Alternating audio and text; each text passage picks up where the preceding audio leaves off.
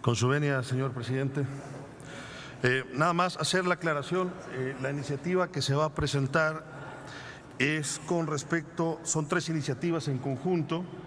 y la solicitud del turno de la del artículo 191.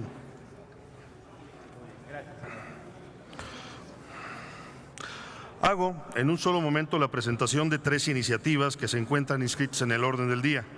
en atención a nuestras disposiciones reglamentarias, ya que 2 de ellas contienen reformas a la Ley Orgánica del Congreso General y otra al reglamento que rige el desarrollo de los trabajos de esta Cámara Senatorial.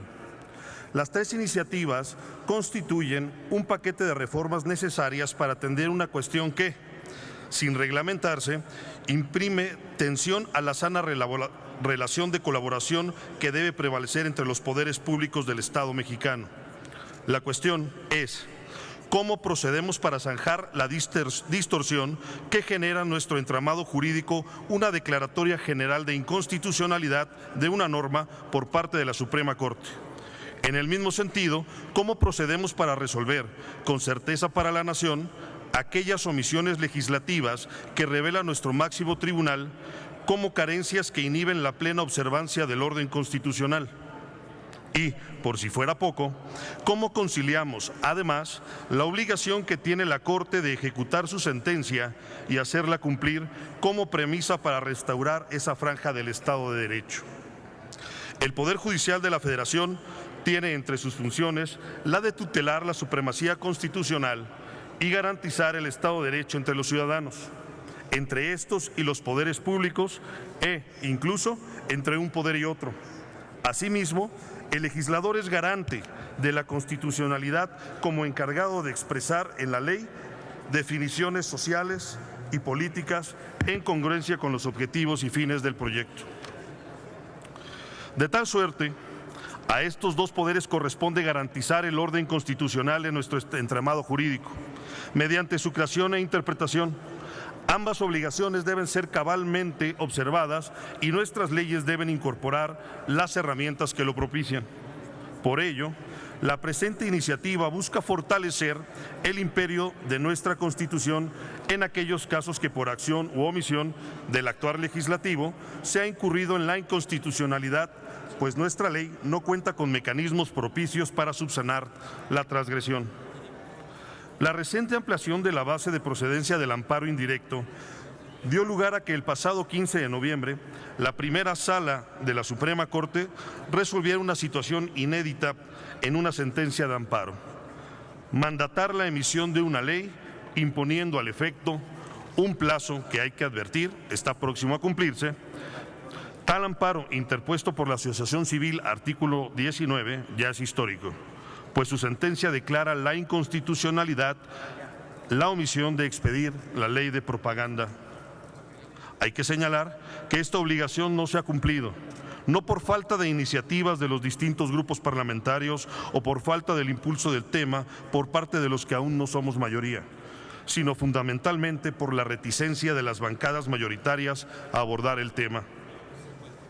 secuestrando la agenda legislativa en pos de la desregulación que resulta beneficiosa a sus intereses. La referida sentencia confirma la procedencia del amparo como medio de protección frente a omisiones legislativas, pero no establece consecuencia de un eventual desacato, lo que nos obliga a definir los mecanismos adecuados para subsanar esa y cualquier otra inconstitucionalidad que por la misma vía se identifique. La ley de amparo se caracteriza, entre otras cosas, por la fuerza de sus sentencias, que de no ser cumplidas motivan la separación del encargo de la autoridad responsable y su consignación por el delito de desacato. En este contexto, al ser responsable el legislativo en su conjunto, se hace evidente la falta de un procedimiento especial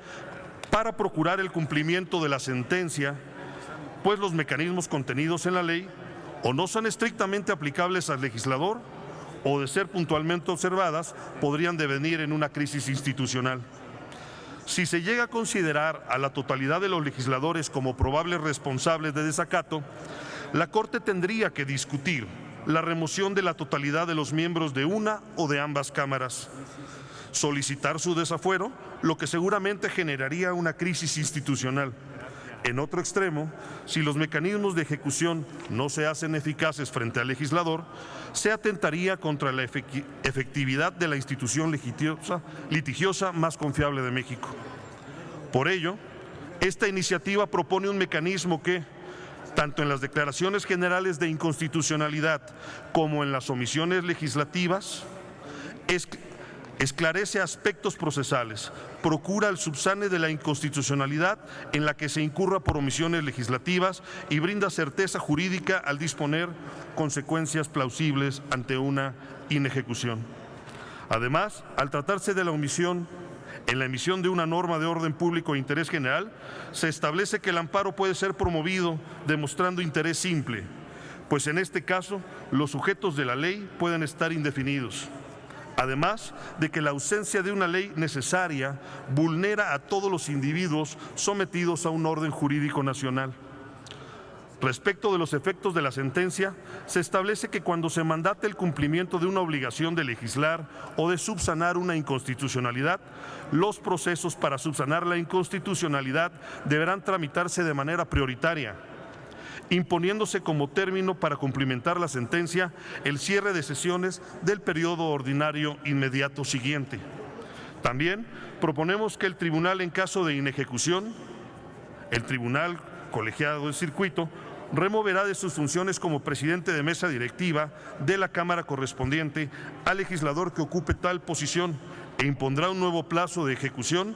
que, de ser nuevamente violentado, puede culminar con la inhabilitación de integrantes del órgano legislativo. Ahora bien, en lo tocante al trámite legislativo prioritario en el Senado, se adiciona un capítulo que establece dentro del proceso legislativo ordinario, sin quebrantar las normas, que guardan similitud con el procedimiento legislativo la dictaminación de iniciativas preferentes, definiendo plazos para la presentación de iniciativas y dictaminación y disponiendo de no contarse con un dictamen en tiempo o de rechazarse el mismo en el Pleno, se discutirán y votarán en la siguiente sesión, en sus términos y conforme a su prelación, las iniciativas que se hubiesen presentado en la minuta según corresponda. Por último, señor presidente, quisiera solicitarle que sea turnada una última iniciativa que hemos registrado en el orden del día para la sesión de hoy, que contiene una adición a la nueva fracción 11 del artículo 191 de la Ley Federal de Telecomunicaciones y Radiodifusión, con el objeto de reconocer el derecho que deben tener los usuarios de los servicios de móviles de comunicación en la modalidad de pospago a rescindir de forma anticipada la contratación de un paquete o plan de servicios sin que ello genere ninguna responsabilidad o penalidad cuando los servicios contratados no cumplan los estándares de calidad determinados por el IFETEL debido a fallas que no sean solucionadas o que se presenten en forma reiterada. Es cuanto, señor presidente.